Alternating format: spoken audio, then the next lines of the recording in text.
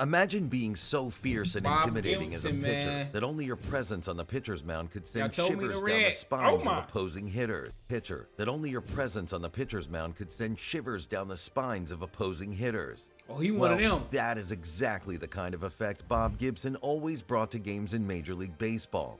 In fact, he was so ruthless that the league had to change the rules, and because of his mean run, Lord of Mound. He was Nolan around before Nolan. Hitting people for no reason. Nah, Bob Gibson. Y'all told me to react to him, so we here. Y'all said he more scarier than no. Well, everybody didn't say that. Let me stop lying. But y'all said he's scary. in fact, so he was so ruthless like that them the ones league had to change the rules, and like them because of his fastball mean pitchers. run. Of course, everyone who watched Gibson play will agree that this tall, mean, and never-smiling bully was an absolute terror to batters. Even Hank Aaron, who's arguably the greatest home run Hank hitter ever, Aaron. testified to I the ain't sheer watched Hank Aaron yet. It's savageness of crazy. Gibson's play and how intimidating he was to batters. According to him, you don't dig in against Bob Gibson. Yeah, He'll knock you you down. Heck, he'd even knock down his own grandmother if she dared to challenge him. But then, beyond all the ruthless pitches, strikeouts, Nigga MVPs, said he could knock down his grandma? and other achievements of this Baseball Hall of Famer, who really is Bob Gibson? How did he find his way into the world of Major League Baseball? How did he become the most ferocious pitcher of all time? Prepare to be captivated as we unveil the astonishing journey of this man who carved his name in the history of baseball with unrelenting prowess and an unusually mean stare. We will also reveal the secret about how Bob almost missed out on playing baseball because of a respiratory disease. So be sure to watch till the end, as there are more things to discover about this intriguing that MLB 45 go legend. hard, though. Of course, where better to start telling a man's story than from his early life? The year is 1935, and in a small, humble house, the Gibson 1935? family eagerly awaited the arrival of a baby boy, and he was to be a bearer Bob. of hope and dreams. As young Robert Gibson took You his don't first find too many black Bobs here nowadays. breath, tuberculosis had claimed his father's life, leaving behind only a legacy and a name. God damn it. Hey, bro, come on now, dog. Come on, man. God damn it. This means that Bob grew up without a father. However, he would later go on to carry the legacy of his father's name to the greatest of heights. Fast forward to a few years later, you'll find a young boy brimming with an unquenchable passion for sports. Sadly, health hurdles like rickets and respiratory challenges tried to slow him down, but they didn't stand a chance against his determination. To him, baseball and basketball were more than just games. They were his calling. By the time Bob reached high school age, it had become even more evident that Omaha Technical High School was about to witness something extraordinary.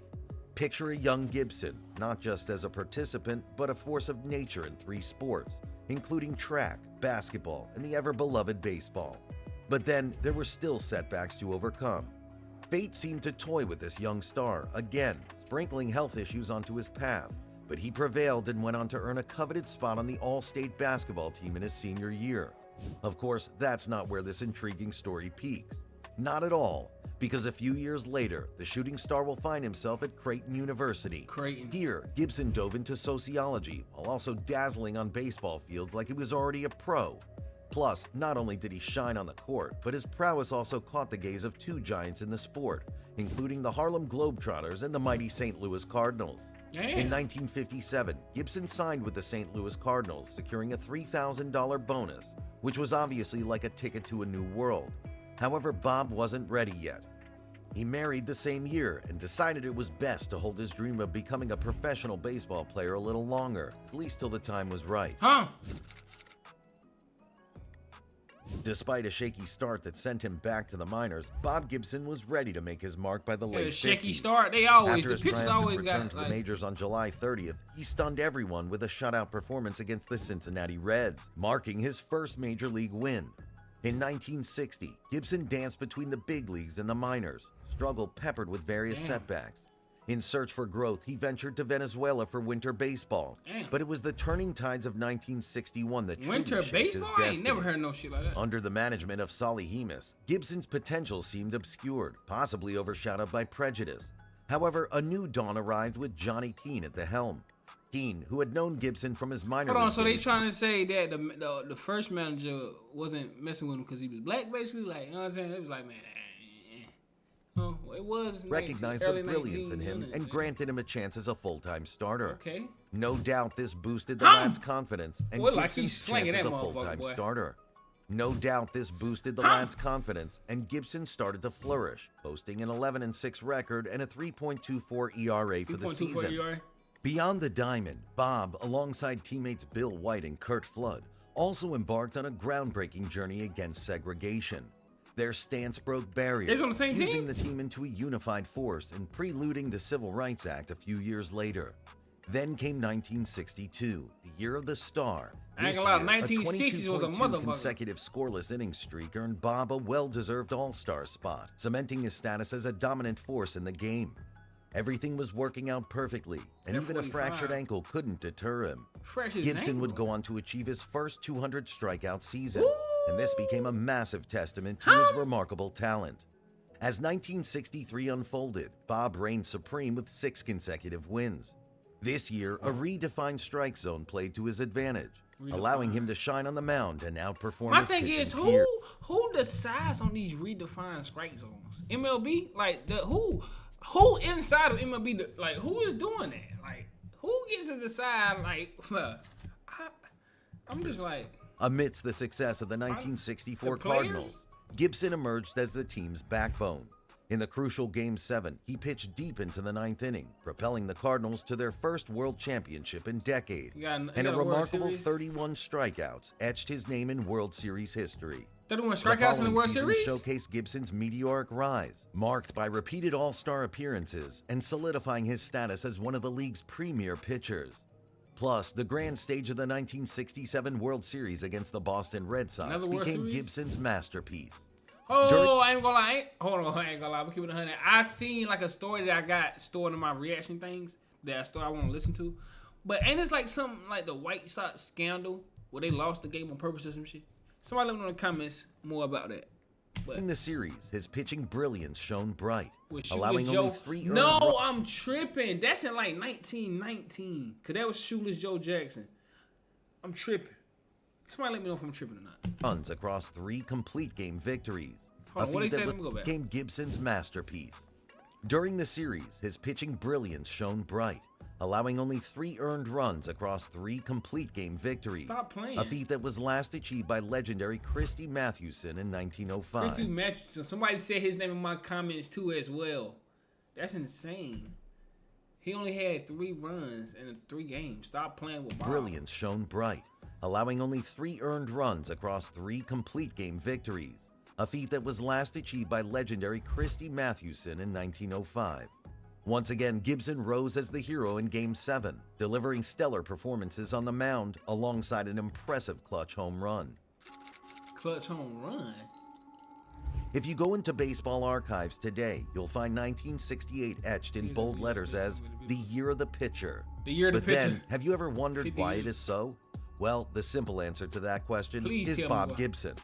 In the 1968 season, Gibson's outstanding performance led to a mind-boggling ERA of 1.12. I ain't even gonna lie. 1.12 game? Bro, I played the game baseball on my PS5. I ain't gonna lie, my ERA was like a 0.89. That's because I had that bitch on Ricky. But 1.1, bro, it's so, bro, that's impossible, bro. And yes, you heard that right.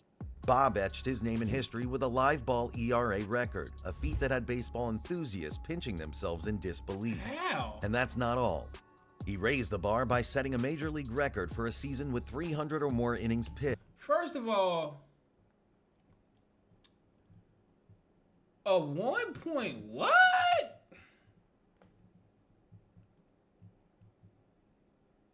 Bro, they said in 13 shutouts, 268 strikeouts, during one stretch, he surrendered merely 2 earned runs in over 95 innings.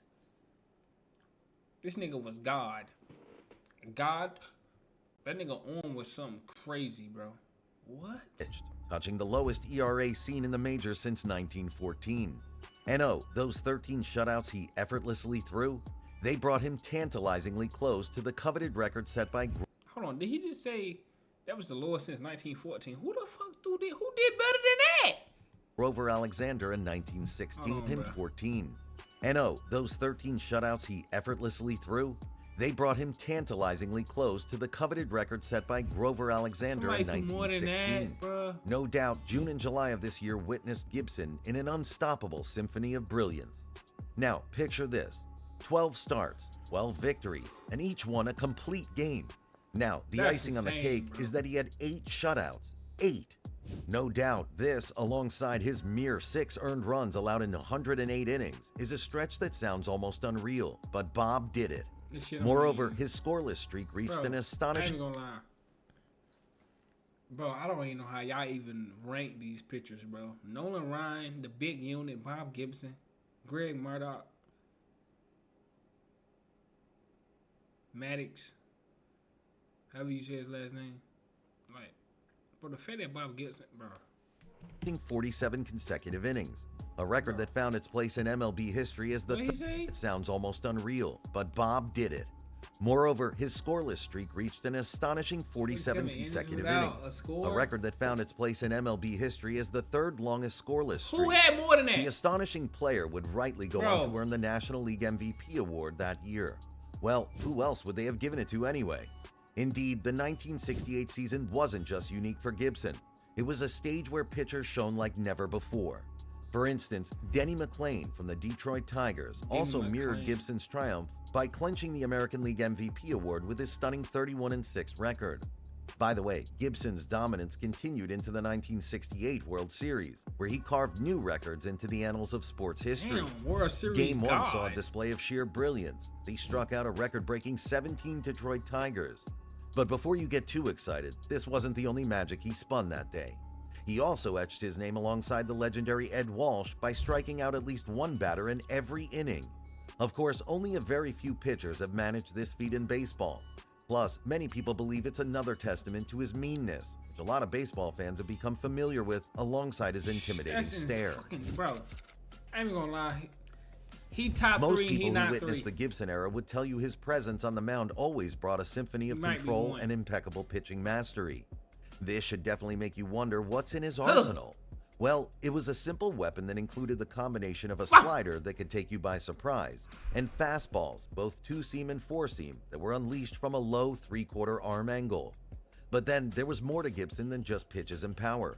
He was a fierce gladiator, unafraid to carve his territory within the strike zone.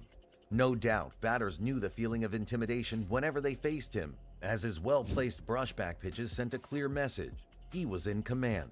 And if that isn't enough, his famous and intimidating death stare would do the trick. This fierce and unyielding approach drew comparisons to the great Don Drysdale. However, there was a Don distinction. Drysdale. While Drysdale's pitches often hit batters intentionally, Gibson mostly didn't play with that intention. Perhaps this explains why he clocked just 102 hit batters in his illustrious career, Oh, he ain't hit that which is a many. far That- cry from Drysdale's 154. Beyond the mound, Gibson's personality also carried an air of boy intimidation. got him but trophy. he often only chuckled at the notion. He even once made a joke that his menacing glare wasn't a strategy, but a product of poor eyesight. According to him, the mound didn't accommodate said, "I his couldn't glasses, see." leaving him squinting to decipher the catcher's signals. And Bob was like, I'm talking about stirring and try to intimidate. I cannot see you. I'm blind. Even his life off the field pointed more to that intimidating pitcher we always saw on the mound. Uh-oh. Gibson often stayed far from his rivals and even his teammates. Socializing wasn't his forte. Perhaps this is why colleagues mostly described him as surly and unfriendly. For instance, after the 1965 All-Star Game, Milwaukee Braves catcher Joe Torre dared to applaud Gibson's pitching prowess after catching for him. But what was Gibson's response? Well, just an unemotional nod and exiting the place nonchalantly without caring for any conversation. Of course, you can barely even talk about Bob's mean run in the MLB without Bob like, mentioning "I how don't he ain't doing all influenced that some talking, changes man. in the league's rules. I pitch So and go here's home. how it all went down. Bob said, I pitch Bob and go Gibson's home. exceptional pitching skills were poised for a legendary showdown as the curtain rose on the grand stage of the 1968 World Series. A battle of titans was set in motion, especially with Gibson squaring off against the formidable Mickey Lolich. The air was electric, and the anticipation was building as these two pitchers took to the mound. For 6 innings, the stadium was a theater of brilliance. Gibson and Lolich engaged in a pitched battle, their arms weaving spells of virtuosity, and their opponents silenced, unable to pierce their fortresses. The scoreboard was stuck at zeros, and it was a testament to their mastery. But then, the script would soon take an unforeseen twist. In the 7th inning, Gibson's usually unyielding armor saw a little crack, and a crucial 2-run triple slipped through. Damn. Sadly, this game-altering moment paved the path for the Tigers' triumph in the decisive Game 7. Yet, the series was so stiffly contested and action-packed that stories about it would go on for months. Also, the collective pitching brilliance of the 1968 season, especially by Gibson, inspired a transformative change in the realm of Major League Baseball. It was during this season that what we now know as the Gibson rules came to be. Gibson It lowered the included the pitch lowering mound. of the pitcher's mound and a resizing of the strike zone. What? At this point, you just cannot help but agree that this Hold on, so they basically made the strike zone wider? Oh, well, smaller? Is that basically what they saying? That's insane. That's insane. That's, bro, that nigga changed the rules of the game. That's how you know you different. Hey, look, man, like, comment, subscribe, man. Let me know who y'all want me to watch next. And, bro, let me know who y'all think is the greatest pitcher. Y'all been telling me in the comments. Everybody like Greg and Nolan. That's what I've been saying a lot of. Greg and Nolan. I'm going to take, I can't say, I think I'm going to take Nolan 1 or Big Unit 1. I don't know. It's tough. But I'm going to see how that video, man. Y'all